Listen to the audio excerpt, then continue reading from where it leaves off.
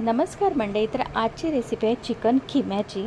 त्यासाठी कढईमध्ये तेल गरम करून त्यामध्ये घालायचे आहेत सर्व गरम मसाले। अख्खे गरम मसाल्यानंतर आपण त्यामध्ये टाकायचा आहे कांदा आणि कांदासुद्धा आपल्याला छान व्यवस्थित शिजवून घ्यायचा आहे।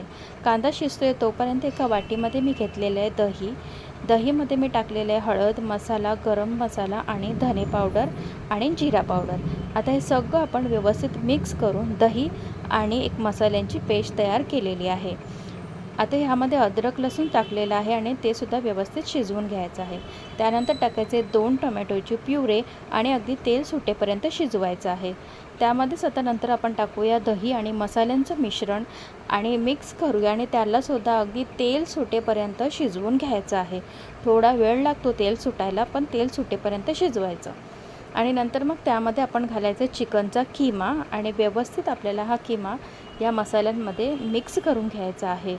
मीठ टाकायचं राहिलं होतं, मीठसुद्धा आपण टाकून घेऊया। चवीनुसार मीठ टाकून हे व्यवस्थित मिक्स करून घ्यायचं आहे आणि झाकण देऊन याला आपल्याला 15 ते 20 मिनटं छान शिजवून घ्यायचं आहे। वाफेवरच शिजवायचं आहे। आपण यामध्ये थोडंही पाणी नव्हतं ॲड केलं तरी चिकनने आपलं पाणी सोडलेलं आहे। आता हे सर्व पाणी आपल्याला आटवून घ्यायचं आहे आणि वरून छान कोथिंबीर टाकायची आहे आणि आपला हा चिकन किमा रेडी आहे।